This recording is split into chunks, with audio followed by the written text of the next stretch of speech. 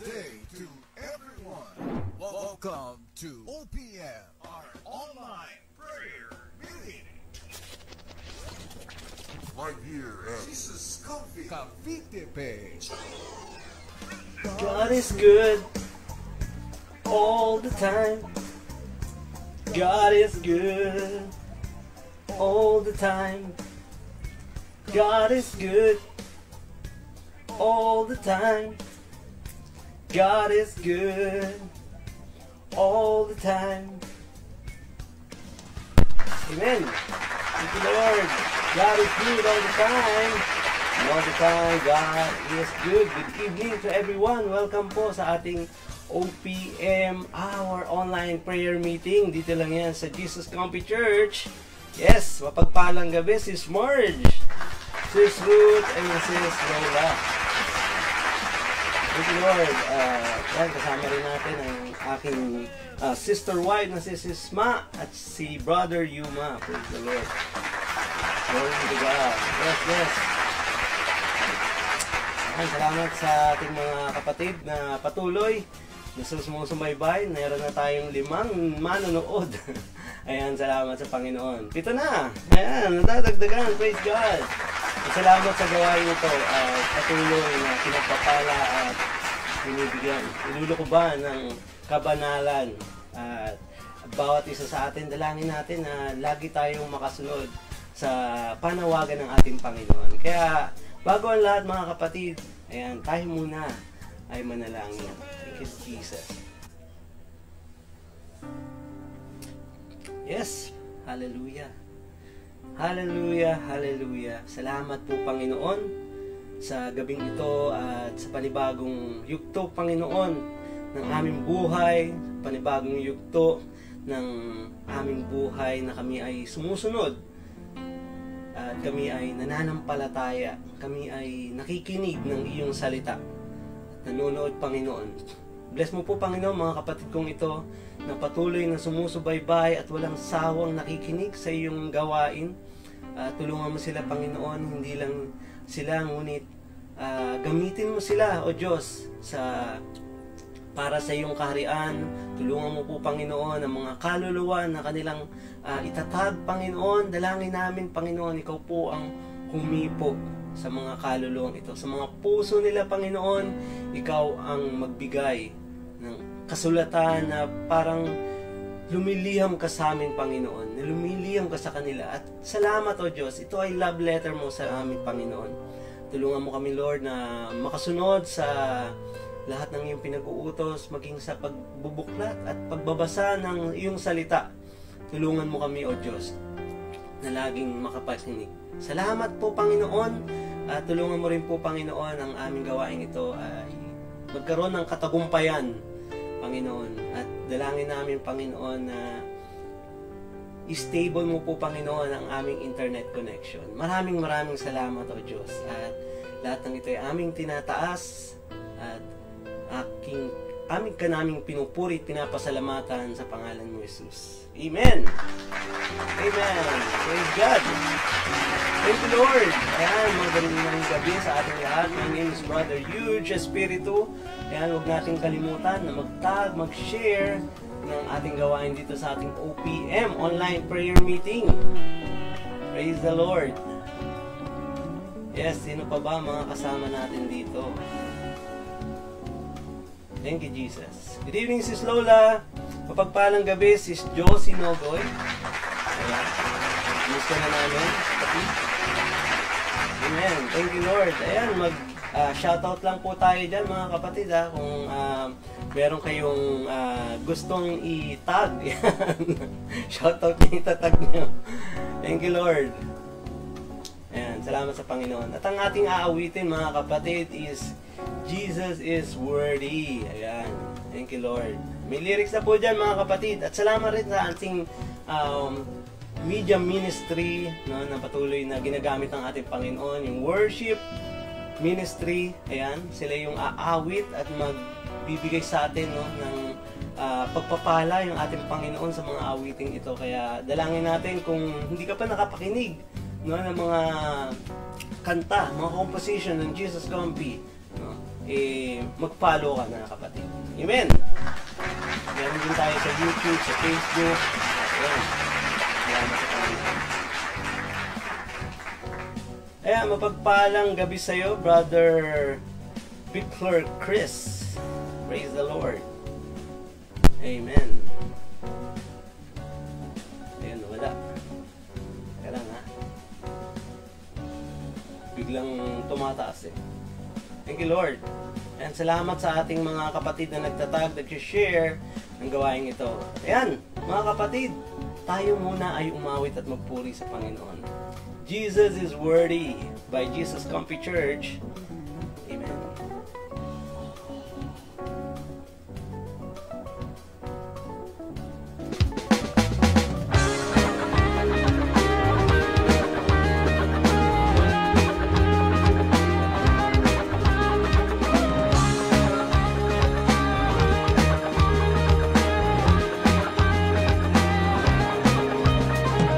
Jesus, you are worthy of our praise. You are worthy of all honor, for you died and rose again. Jesus, you are worthy of our praise. You are worthy of all honor, for you died and rose again. Your name is great. It's the name above all names. Your name is great. It's the name above all names.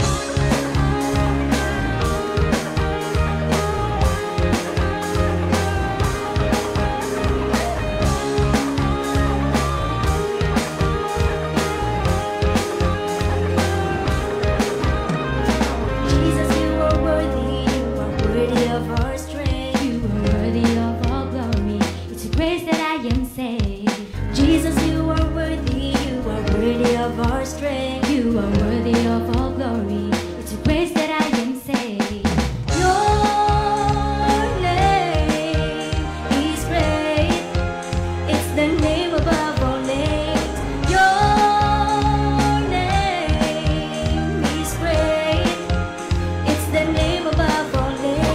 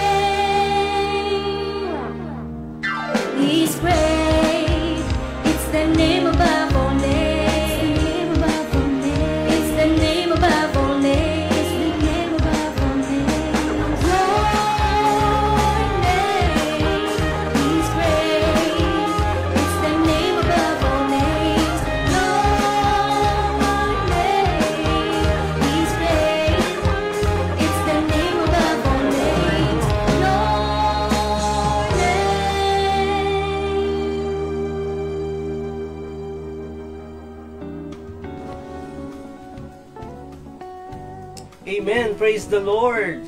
Jesus is worthy by Jesus Comfy Church. Ayan. Salamat sa Panginoon sa mga magagandang awitin na binigay sa atin ng ating Panginoon. Thank you, Lord. Amen. Ayan. Napagpalang gabi sa iyo, si Celine Revillos. Ayan. Tingin ko, nasa Pilipinas ka na ba si Celine? Ayan. Thank you, Lord. Ayan. Sis Rialyn Coresma from China. Amen. Thank you, Lord. Ayan, taglan po tayo ng tag. Tag na rin natin yung ating mga mahal sa buhay, yung ating mga kaibigan, katrabaho, kaklase, dating kaklase. Ayan. Mapagpalang gabi sa iyo, Sis Nila Ruzit. Ayan, Brother Lenny. Ayan, sa iyo. Thank you, Lord. Ayan din, si Sis Ruth, Brother J.S. Raro. Mapagpalang gabi rin sa iyo, Brother Richmond Cuenca. Ayan. Thank you, Lord. At salamat sa Panginoon sa gawain ito dito sa ating Jesus Comfy Church, sa ating OPM, our online prayer meeting. Tini-invite natin ang ating mga kapatid sa darating na Sunday sa ating physical gathering. Amen. Dalangin ko kasama namin kayo, lalong-lalo na yung malalapit lang dito sa Las Piñas. GIG Mall po yan, mga kapatid. Around 11:30 in the morning. Praise the Lord!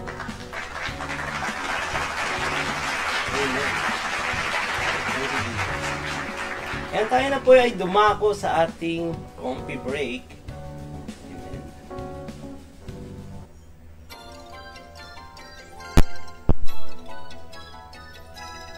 Dagdag kaalaman, matutuklasan dito sa Comfy Break. That's a good idea. Presented by OPM Online Prayer Meeting.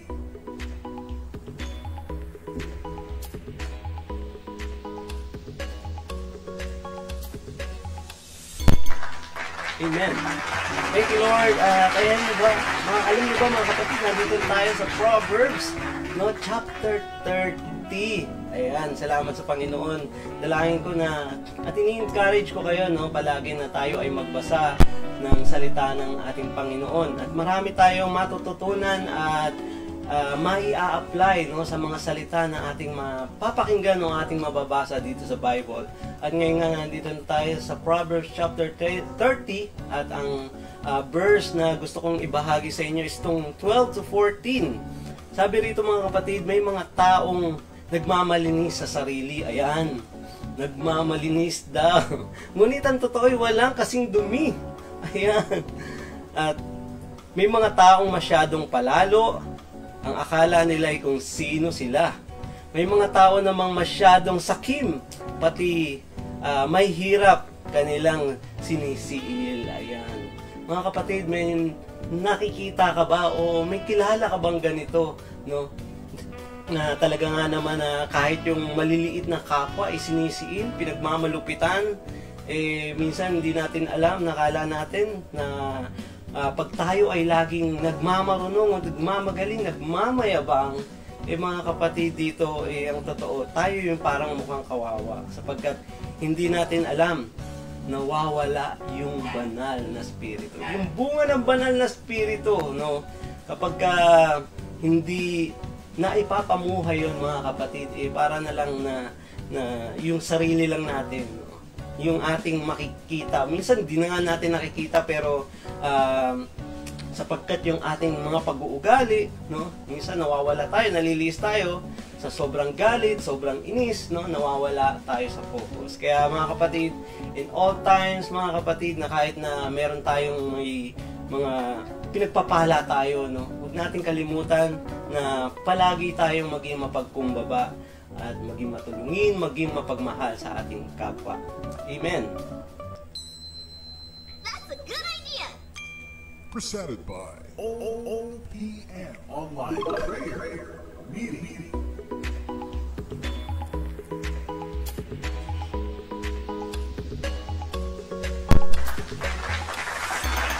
Praise the Lord! Ayan, ngayong September, binabati natin yung mga may birthday dyan. Sino ba yung mga birthday dyan? Ayan yung aking kapatid, September din yan, nasa Japan. Si Catherine Espiritu Nakano. Ayan, happy birthday din sa'yo, Sis Lorna Abilino, Sis Mau, Ayan, nag-birthday nung nakaraang linggo Si Sis Noemi, si Brother Herman Rodulfo, si Mami Weng. Ayan, pati na rin si Sis Patricia. Happy birthday sa inyong lahat ngayong buwan ng September. At ayan, patuloy tayo sa ating gawain dito sa OPM. No? At na-miss ko yung mga kapatid natin. Last week kasi maraming struggle kaya hindi tayo nakapag-share, pero continuous lang, no, na wag tayong bibitiw, wag tayong magsasawa na magsaliksik, no, ng salita ng ating Panginoon. Dito tayo lalago, mga kapatid. Praise the Lord! Ayan, this month of September din, mga kapatid, is the month of freedom, no? Naging malaya ka na ba? Malaya ka na ba sa mga tanikala, mga kadena na nakaranasan mo, mga problema, ano, yung pagmamayabang, tanikala yan. Mga kapatid, yung pagiging makasarili, ayan, pagiging mainitin ng ulo, yan, mga tanikala yan. At nakalaya ka na ba dyan, kapatid? This month of September, dalangin natin na tayo ay makalaya na sa mga negatibong bagay na ito, no? At puro mga positibo. Alam nyo kung papaano, mamaya matutuklasan natin yan sa gawain. Sa ating pagbabasa, sa ating word, sa word ng ating Panginoon. Amen. Thank you, Lord. Kaya binabati rin natin ang ating mga kapatid. No? Sa mga small groups, meron tayong men's ministry, women's ministry, wow ministry. Ayan, nandyan din ang ating mga young pro, yung mga kabataan natin dyan. Gayon na rin ang ating mga kasamang mga chikiting. Kaya mga kids, sa kids church yan, mga kapatid. Kaya kung meron kang mga anak, no, na mga bulinggit, mga kapatid, huwag kang mag-atubili na sila'y ilapit mo sa Panginoon upang sila ay gabayan ng ating Panginoon. Maging sa kanilang pag-aaral at sa kanilang paglaki. Amen. Thank you, Lord.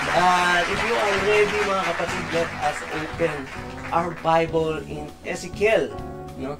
Chapter 12, verse 3. Ayan. But before that, we would like to thank our kingdom partners, kingdom builders, tithe givers. Ayan, walang sawang nagbibigay. God bless you sa ating mga, meron tayong project, no, sa Operation Bangon, mga kapatid. Huwag natin kakalimutan, no, na mag-pledge, no, dun sa ating sanctuary na pinapatayo dyan sa may Andrea Village. Yan. Malapit yan sa SM Bacoor. Dalangin natin matapos yan this year or maybe next year. God's will. By God's will. Thank you, Lord. Amen. Yan. Ready ka na ba, kapatid, sa pagbabasa? Dalangin ko, meron kang Bible dyan, meron kang ballpen. Yan. Salamat sa Panginoon. Let us read His Word in Ezekiel chapter 3. And chapter 12, verse 3. I'm reading this in New Living Translation, mga kapatid. Sabi rito, so now, Son of Man, pretend you are being sent into exile. Pack a few items an exile could carry, and leave your home. Go to somewhere else. Do this right in front of the people so they can see you. Or perhaps they will pay attention to this, even though they are such rebel. Let us pray. Heavenly Father, maraming salamat po sa iyong salita. At salamat, O Diyos, sa kalakasan at mga pagpapala, Panginoon, na aming tinatanggap, pagkain, security, O Lord, coming from you alone. Lord God, we thank you sa magandang kalusugan, Panginoon. Lord, this evening, bless us, O Lord, with your wisdom, knowledge, and understanding. At tulungan mo kami, Panginoon, na saliksikin, unawain, at magkaroon ng malalim na kaalaman at pangunawa sa iyong salita. Upang kami, Panginoon, ay magkaroon ng paggabay, ng maayos na direksyon sa aming pamumuhay. Tulungan mo kami, Panginoon, na laging maging tapat at laging nagpapalinis ng aming puso't isipan sa pamamagitan ng iyong banal na dugo at ng iyong salita. Salamat, O Diyos. Lahat ng ito ay aming tinataas Sa iyo lamang, Ama. In Jesus' name. Amen. Thank you, Lord. At ayan, salamat sa ating Panginoon. Salamat din sa ating mga kapatid at wini-welcome natin yung ating mga kapatid dito sa ating gawain dito sa OPM, our online prayer meeting. Dito lang yan sa Jesus Comfy Church from Monday to Friday, 7 to 8. Oh, sorry. Wednesday to Friday sapagkat yung ating replay ng ating Sunday is Monday to Tuesday. Ayan, salamat sa Panginoon. Thank you, Lord. Ayan. Thank you, Jesus. Ayan, kamusta kayo mga kapatid? Ayan. Feeling well, feeling good? At kamusta yung inyong surroundings? At mabuti ba? Thank you, Lord. Comment lang kayo dyan. At salamat sa Panginoon. If I can read your comment, thank you, Lord. And ayun, salamat sa Panginoon. At nandito na tayo sa panibagong topic na naman na ating pag-uusapan. No, ngayong gabi, malalaman natin kung ano na naman yung tinuturo sa atin ng ating Panginoon upang tayo ay magkaroon ng maayos na pamumuhay. Ayan, sino dyan? No, gusto ng maayos na pamumuhay. Amen. Ako, Brother Yun, ayoko, gusto ko magulo. In Jesus' name, mga kapatid, dapat we should have always the positive perspective and dalangin natin na sa lahat ng bagay, no, meron tayong mga sinasabi nga ng iba dyan, kailangan may pampagood vibes. Ayan. Sino dyan, laging may good vibes, no? Dalangin natin kapag, alam mo yun, kung lagi ka nang nakukonsume ng mga problema, hanap ka ng pampagood vibes, no? At alam mo yun, matatagpuan mo yan sa salita ng ating Panginoon, yung pampagood vibes.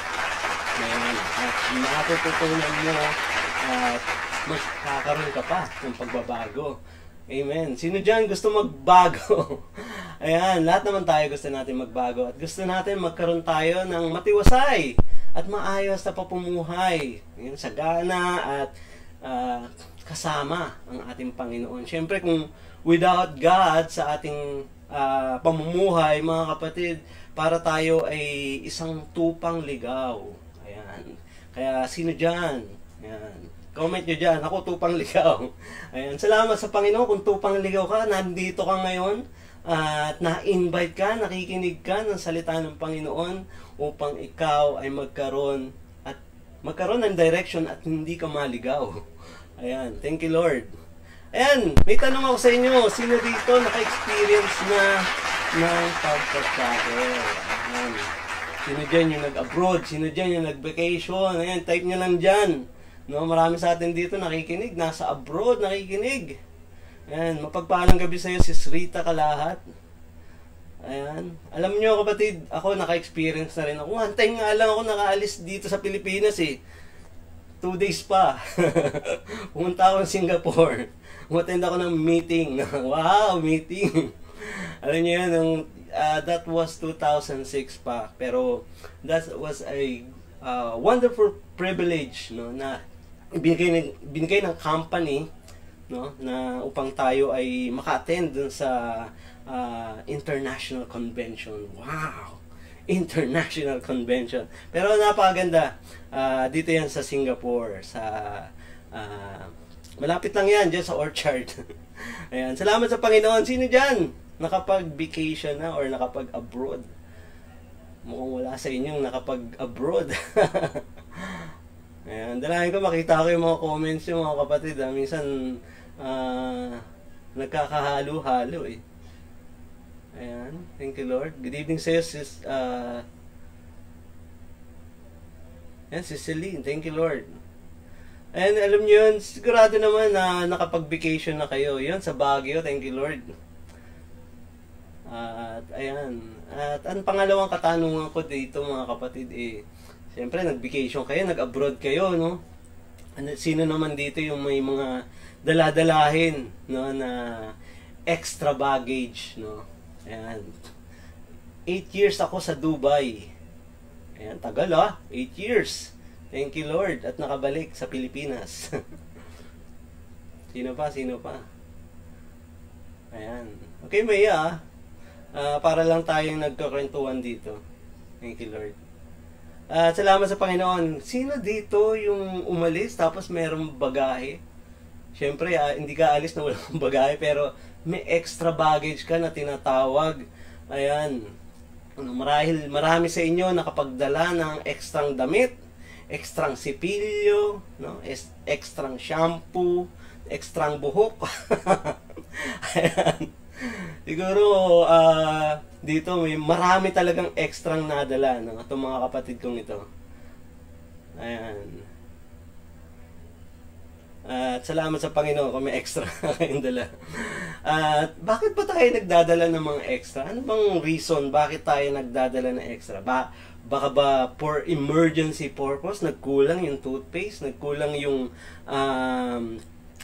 cologne mo or pabango mo, no? Kailangan 10 extra ang dinadala mo. And bakit importante ba 'to, mga kapatid? No, itong mga extra baggages natin.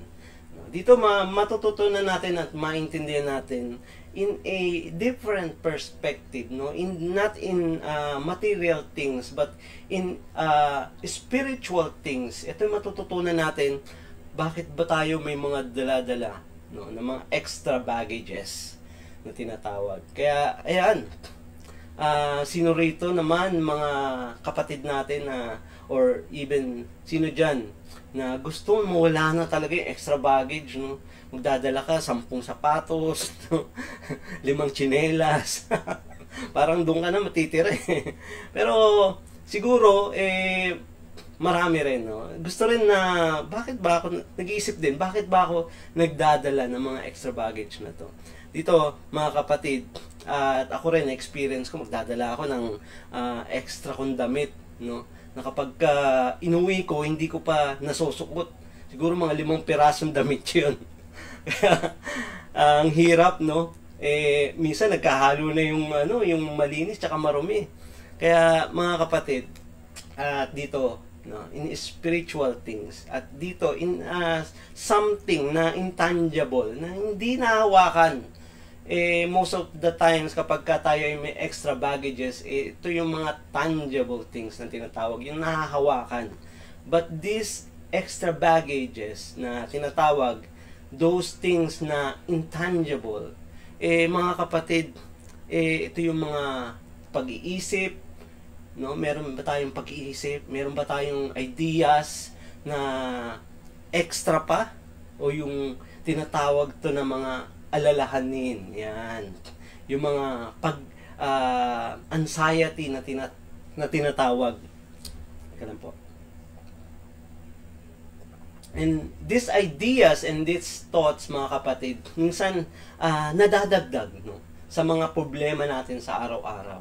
Kaya dito sa ating pananampalataya, no, sa ating Panginoon, sa paglakad natin sa ating tinatahak, mga kapatid, this hamper us, no? Nagiging hadlang to sa ating relasyon sa ating Panginoon. And somehow it slow our maturity, no? Hindi yung immaturity, pinapabagal yung immaturity. Yung maturity ang bumabagal, mga kapatid. Na parang, imbis na nandun ka na, malapit ka na sa finish line,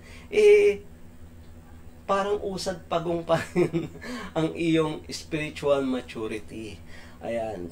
Bakit ba natin minsan hindi napapansin to sapagkat dito sa mga ibang kadahilanan? At yes, sabi nga rito sa Ezekiel chapter 12, at basahin natin yung verse 1 to 2, sabi rito, ito yung sign, no, na there will a coming exile, mga kapatid. Sabi rito, again, a message came to me from the Lord. Sabi ni Ezekiel, Son of man, you live among rebels who have eyes but refuse to see. No, they have ears but refuse to hear. For they are rebellious people. Ayan, sino dyan rebellious, no? Sino dyan rebellious sa magulang, no? Sabi doon, you live among rebels, tinatawag, and they refuse to see. Minsan, kapatid, sa ating mga dalahin, no, sa araw-araw, minsan di natin tinitignan yung mga problema natin, no? emotionally, yung ating problema sa ating pamilya, at minsan nadadala nga natin to maging sa ating trabaho or vice versa, no, from work papunta dun sa ating tahanan. And somehow hindi natin to napapansin, no. Biglang nare-realize mo na lang bandang huli pagka malaki na yung problema, nag-aaway na kayong mag-asawa, no. Sa trabaho magulo na. Dito doon mo pa lang napapansin. Kaya itong mga Israelita na to, mga kapatid, they have eyes but they refuse to see. Ayun na natignan what those things na nakakapagbabagal ng maturity ng pananampalataya sa ating Panginoon. God instructed Ezekiel to do something, no? Sabi ni Lord, Ezekiel, sabi rito sa verse 3, pretend you are being sent into exile. Lord, magpe-pretend ako, magre-reenactment ako, no? Dito para lang makita na talaga ng mga Israelita na to, na mga hindi nakikinig, baka sakaling makita nila na ano ba yung ginagawa nito ni Ezekiel, no? Ano ba yung baliw na ba to si Ezekiel? Ba't ginagawa niya yon? Sabi rito ng ating Panginoon, pack few items an exile could carry, no? So sa ating buhay, minsan pinapakita na ng Diyos na ito yung mga problema mo. Kapag ka ikaw ay nakikinig ng gawain or nakakapagbasa ka ng salita ng Panginoon, minsan tinuturo sa atin at palaging tinuturo sa atin na may mga pagkakamali tayo sa araw-araw nating ginagawa. And sabi ron, no, pack few items, no? Tignan mo, ano ba yung mga bagay na nakakapagpabagal ng pananampalataya at pag-usad, no, ng relasyon mo para sa Panginoon. At dito, mga kapatid, sa ating pamumuhay, we are the examples, no, na tayo yung mga Israelita, na tayo yung mga dadalhin papuntang Babylon, no? Tayo yung magiging exile. Kapatid, dito sometimes and most of the times hindi natin napapansin, no, na pinapakita na sa atin ng ating Panginoon, pero we refuse to see and we refuse to hear the word and the voice of our Lord Jesus. Amen. Type nyo dyan, amen, kung may mga nakikita kayo, ano ba yung mga problema na nararanasan nyo, at dito pinapakita sa inyo ng Panginoon, pero huwag niyo sabihin yung details. Sabihin mo lang diyan amen para dito nakikita na hindi ikaw 'yun. Ayan. Kaya dito, mga kapatid, sabi nga ron, those as Israelites refuse to hear and they refuse to see, and kaya nga pinadala to si Ezekiel para ipagawa tong bagay na to. Hello, no? Ito na yung sign na maghihirap kayo papuntang Babylon. Ito na yung signs na ikaw bilang Kristiyano, no, nararanasan mo na ngayon yung mga problema. Mga kapatid, sometimes most Christians na kapag nakaka-experience sila ng problema, lumalayo sila sa Panginoon. Na pinapakita sa kanila ng Panginoon na ito na yung daan, ito na yung way, ito na yung pagmamahal ng Panginoon na ibinibigay sa atin, but we refuse to comply or to obey the command of the Lord, no? At sa ating pamumuhay, mga kapatid, have you experienced that? Ang daming mga problema, no? We have tons and tons of problems in our lives, but those things are emotional, no? Emotional problems, no? Spiritual problems. Dito, ito na yung captivity na tinatawag. At captivity means they were being captive. Israelites had been a captive, no? And we also, we Christians, we have been into captivity. At alam mo yon, captivity means the condition of being imprisoned, no, and confined, no. Parang ikaw, no, isang tao ka, nilagay ka sa kulungan, you're being confined, or nilagay ka sa hospital kasi may sakit ka, No, you're being confined. At dito mga kapatid, we are being confined. Sa papanong paraan? Spiritually, yes, no? Because we have junk in our lives. Marami tayong garbage na tinatawag. Marami tayong mga hindi magagandang pag-uugali. At minsan, most of the time, nakakasakit tayo ng tao, or most of the time, sinasaktan natin ang ating Panginoon na hindi natin siya sinusunod. Kaya sa ating talakayin mga kapatid, dito matututunan natin paano natin, no, matatanggal yung mga excess baggages na to sa ating buhay. At mga kapatid, dito patuloy ka lang. We need to repack, no. Parang sa production, no, kapag ka nagpapak sila ng item, we need to repack. Pagka may problema yun, syempre tatanggalin mo yung item and then you will going to repack it again. So, repack your bag, repack your suitcase. Tignan mo ano yung mga problema sa buhay mo.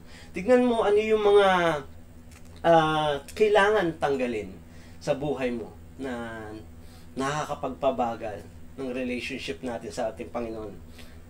And kung ikaw first time mga kapatid, hindi mo pa naunawaan na kailangan mo talaga magkaroon ng relationship sa Panginoon, because by the end of this world, no, hindi this time, or maybe this time, or maybe later, no, bigla na lang dumating si Lord, hindi natin alam.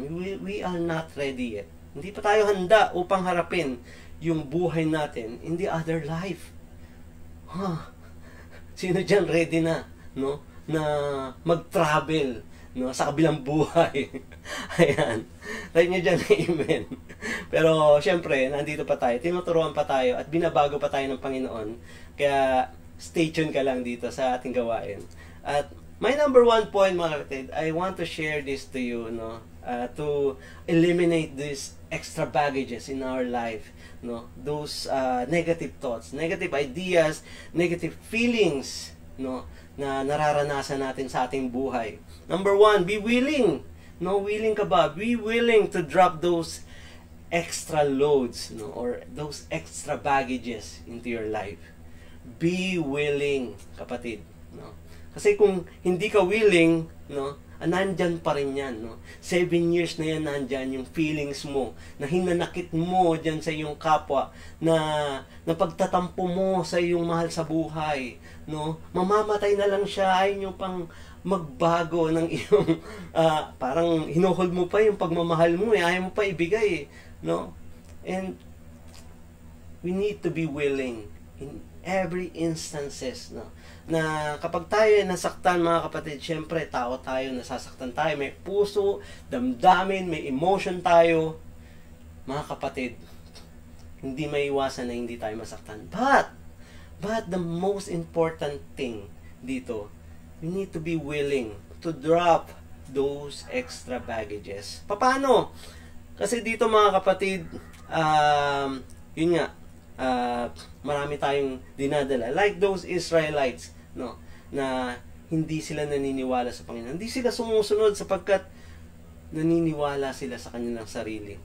At dito, you will be captive. If you don't listen, if you don't follow Jesus, you will be captive, no, sa mga bagay na ito na magbibigay sa iyo ng pagdurusa, na magpapahirap sa iyong buhay, mga kapatid. Kaya, be willing.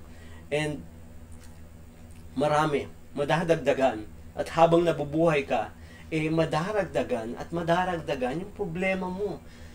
Pero the good thing is, mga kapatid, kung kasama mo ang Diyos, at minamahal mo ang Diyos, at sumusunod ka sa Diyos, you will be willing, no, to submit yourself. You will be willing to drop those extra baggages. Yung mga hinanakit, galit, puot, na minsan may tinuturo sa'yo kapag sinasabi sa'yo, huwag mong suotin yan. No, baka ma-hold up ka. No, sinasabi sa'yo ng kapatid mo, ikaw, ang tigas ng ulo mo, sinuot mo pa rin, ayun, na-hold up nga. No? Yung alahas pa naman na yun, baka mamahalin, no? Buti nga lang kung mamahalin, kung mumurahin pa, tapos na-hold up ka pa, sayang na sayang. Ayan. Kaya, mga kapatid, no, don't forget, sabi nga rito sa Isaiah 43, don't forget the former things. At dito, alalahanin natin na meron tayong purpose, no, sa ating buhay, sa ating lakarin, sa ating takbuhin, no. Meron tayong purpose. In Common English Bible sabi rito, don't remember the prior things, don't ponder ancient history, no? Kung meron kang ancient history na dinaramdam sa kaibigan mo, sa mahal mo sa buhay, or nagkahiwalay kayo ng asawa mo, or kapatid mo, ayaw kang patawarin, o ayaw mo siyang patawarin, mga kapatid, those are the ancient history, no?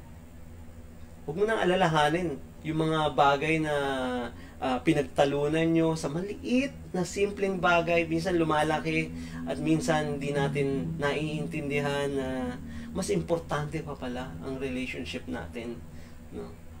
Mas importante pa pala yung tungo natin sa ating kapwa, sa ating mga kapatid, sa ating mga mahal sa buhay, no? And try to think of it, no, mga kapatid, if those problems, no, matagal na 10 years mo nang dinadala, mga kapatid, ang bigat nun, sobrang bigat, parang hindi mo na mabuhat, no, sa sobrang bigat. Kaya mga kapatid, don't ponder those ancient history na pinagtatalunan nyo, and be willing to drop all those extra baggages, no. At kung hindi ka pa nakakapagpatawad, hindi ka pa first time mo lang ngayon magpapatawad, sabihin mo dyan, amen, first time ko lang magpapatawad, mga kapatid, no, dito papatawarin ka rin ng Panginoon. At sabi rito sa Isaiah chapter 1 verse 18, come now, let us reason together, no, mag-usap-usap tayo, and says the Lord, though your sins are like scarlet, mga kapatid, we have our dirty clothes in our closet. Marami tayong mga karumihan sa ating sarili na kung titignan mo lang yung kapwa mo na marumi, mga kapatid, tignan mo rin ang sarili mo sa salamin, no? Meron tayong mga differences, but God said na if you are willing, sabi rin sa verse 19, and obedient, you shall eat the best of the land. You will be blessed, no? Patuloy kang babaguhin ng Panginoon.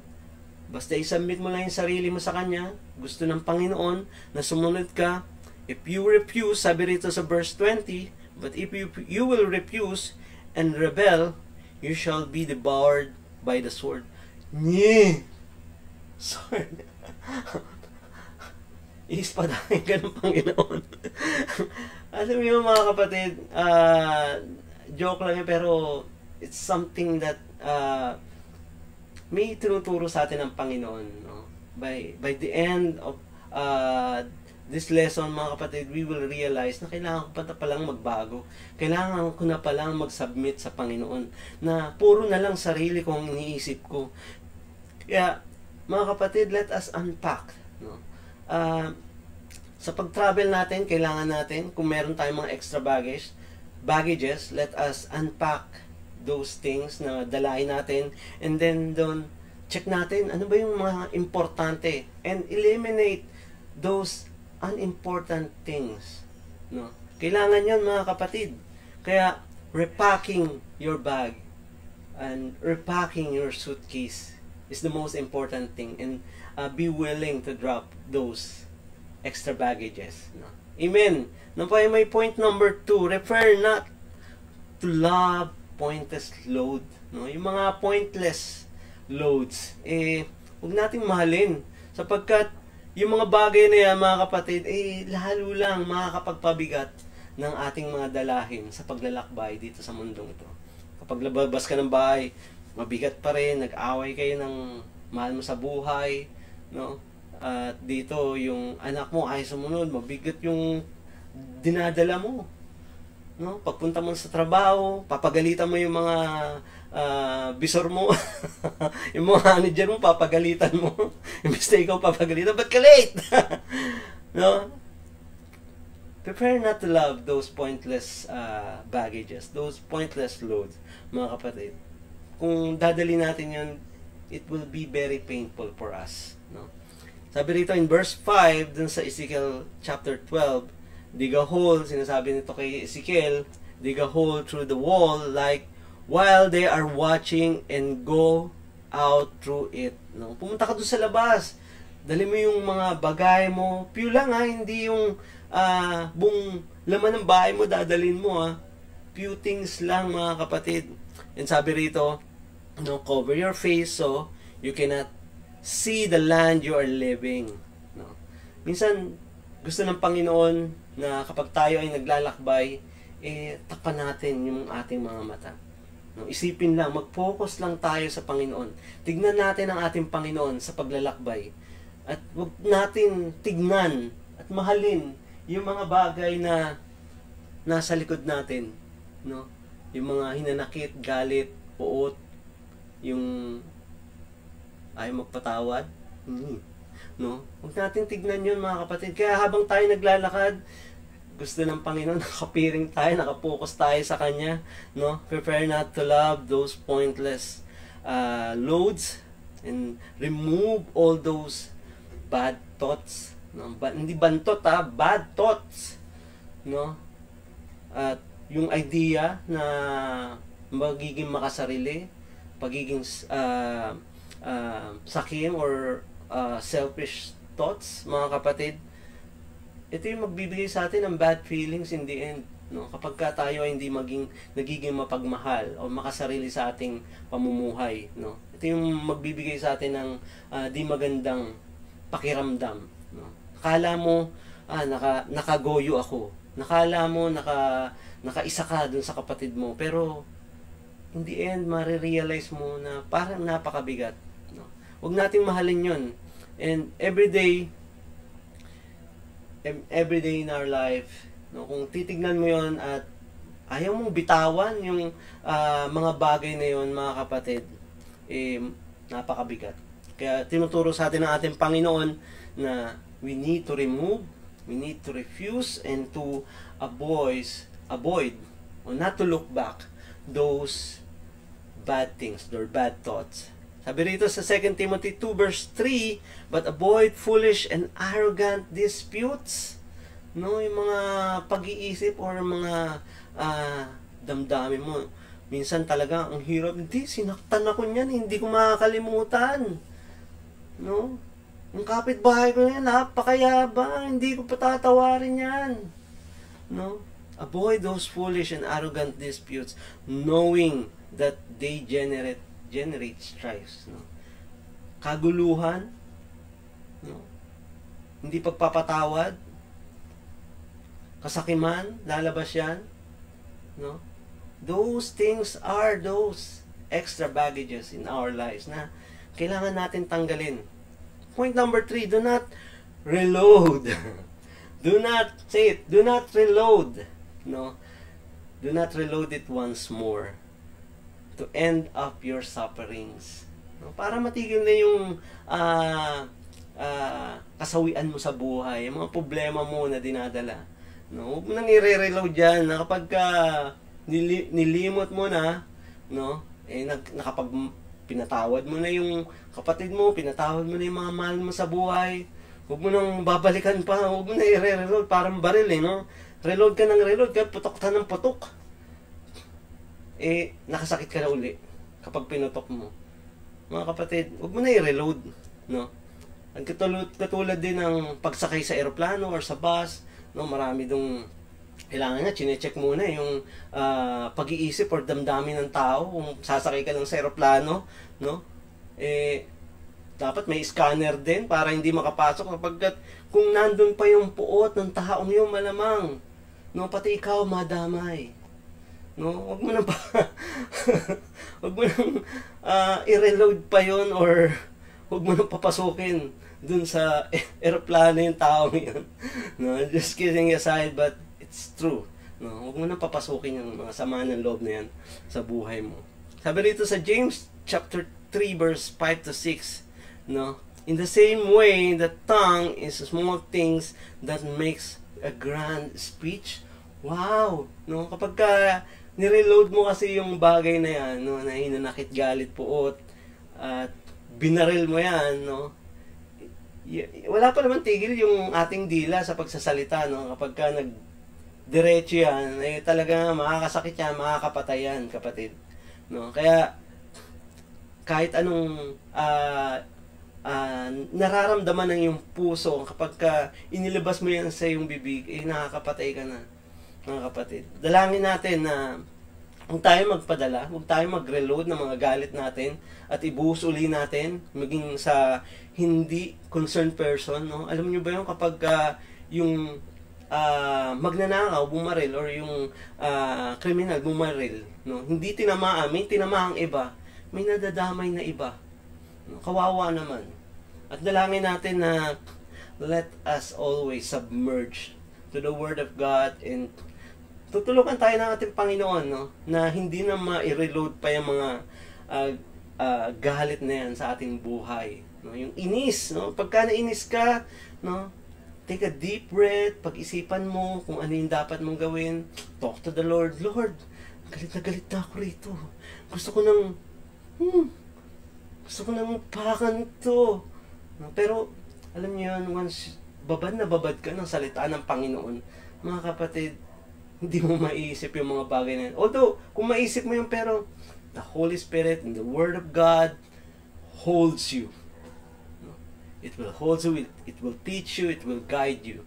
Kaya, mga kapatid, marami sa atin, no, na Christians, na tinatawag na Christians, Kristiyano ako. Pero, nawawala yung pagka-Kristiyano kapag ka tinatamaan na yung kanyang puso. No? Kapag ka yung sarili niya, kala niya sa sarili niya, no, na parang ako na lang yung pinapatamaan, ako na lang yung parang pinariringgan. Mga kapatid, be willing to drop all those extra baggages, no? At take a pause. Pag-isipan mo mabuti. Communicate to God. Ask to the Lord. Ano ba yung gagawin mo? Prepare not to love pointless loads. Huwag mong i-brought up or huwag mong mahalin yung mga nakapagpasakit sa'yo, but remove all those things. Sapagkat kung babalik at babalik yan, mamahalin mo pa rin yung mga bagay na yan sa iyong buhay, no? Hindi ka makaka-move on. Hindi mo magagawa yung pinagagawa sa iyo ng Panginoon. At you will be focused alone on yourself, na iniisip mo lang na ako ito ako may desisyon, puso ko to, I can do whatever I want to do, no? Kaya kong gawin kung ano yung gusto ko. But in reality, if we reload those things, mga kapatid, it will backfire to us. Sa atin din tatama yung mga sakit na yun. And by the end, we will be a loser. And all those children of God, gusto ng Panginoon na hindi ka matawag na loser. Hindi ka matawag na talunan. Gusto ng Panginoon na maging victorious ka like Him. No? Na napagtagumpayan niya yung kamatayan, at those Christians, no, na patuloy na lumalaban kahit may mga problema, kahit may mga sakit na nararamdaman, they continue to serve God because they know they will become victorious with Christ Jesus. Amen. Thank you, Lord. At mga kapatid, cannot do it alone. Kailangan natin ng Diyos sa buhay natin, at gusto ng Panginoon na magtiwala tayo. Remove all those extra baggages, no? Hinanakit, galit, pagiging masarili, pagiging arrogant. Gusto ng Panginoon tayo ay maging mapagkumbaba, mapagmahal, maging pasensyoso, matiisin.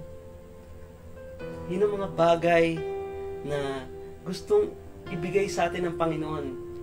Pero kapatid, kung minsan ayaw natin tanggapin yung salita ng Panginoon, sa atin babalik. Tayo yung maghihirap. Tayo yung magsasuffer. Kaya kapatid, if right now, you still have those extra baggages, no? Humingi tayo ng tawad sa Panginoon at dalangin natin na patuloy tayong baguhin. No?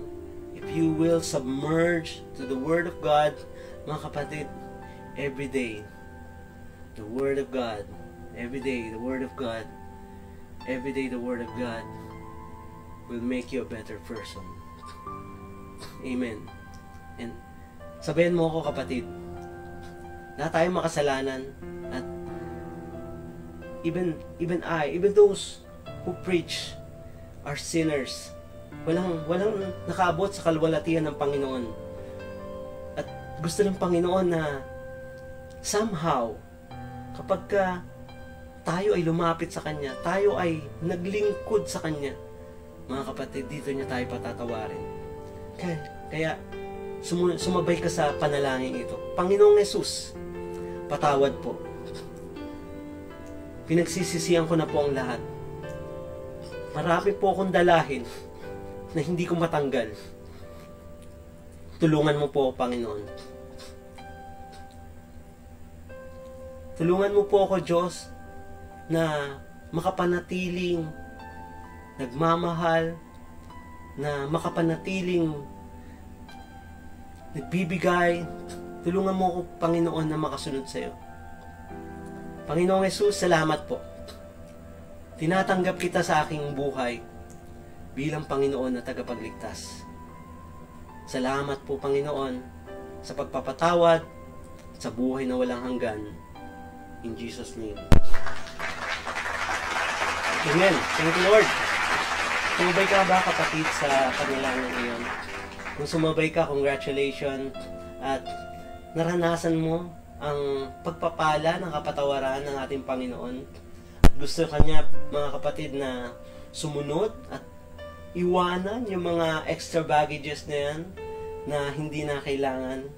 At kung ikaw ay palaging magpapababad sa salita ng Panginoon, mga kapatid, makakasama ka niya at lagi kanyang kasama, sasamahan sa lahat ng laban, maging mahirap man ito, madali, nandiyan ang ating Panginoon, handang tumulong at gumagapay sa atin.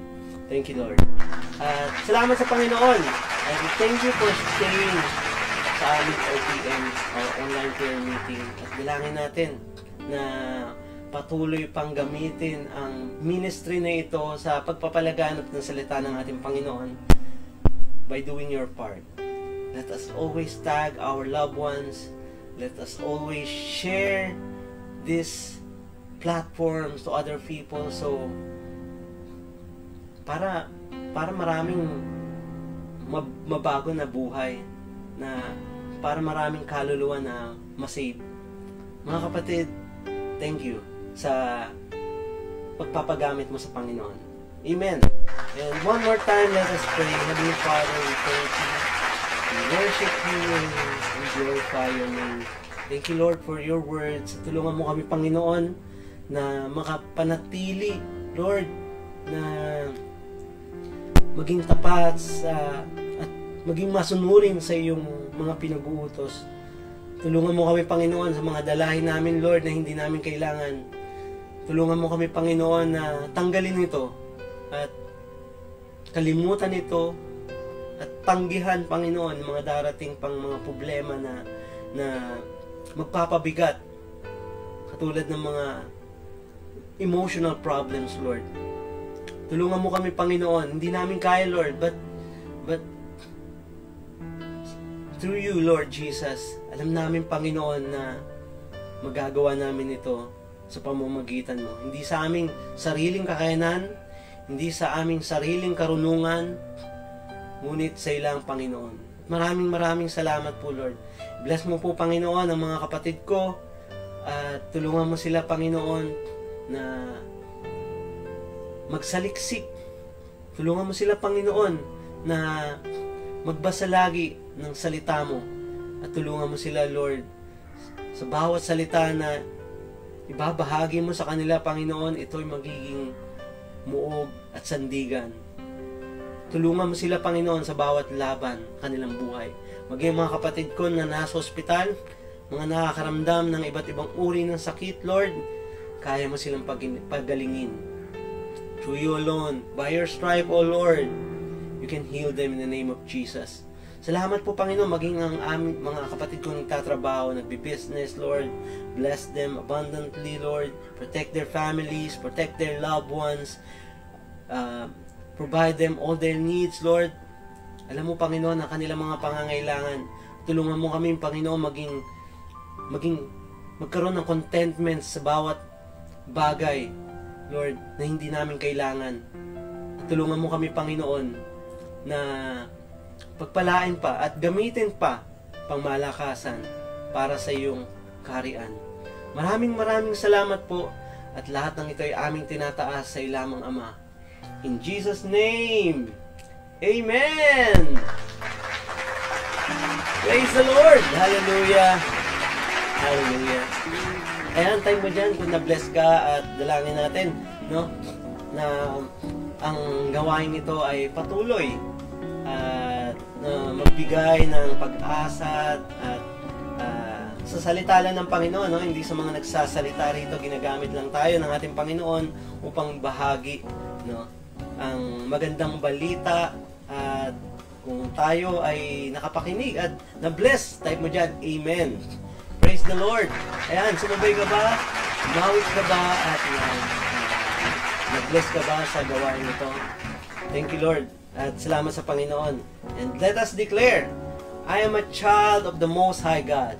I am blessed. I am full of wisdom, full of power, full of potential. I can do all things. I will overcome. I have a great destiny in Christ. I believe it and I receive it in Jesus' name.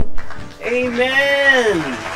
Ours in you, Messiah. That is our Lord Jesus Christ, the King of Kings and the Lord of Lords. Ayan, salamat sa ating gawain ito dito sa ating OPM, our online prayer meeting. Bukas, mga kapatid, antayin natin. Antayin natin ang ating kapatid. Babahagi rin ng mabuting balita na si Brother JB. Praise the Lord. Ayan, mapagpalang gabi po sa ating lahat. Good night.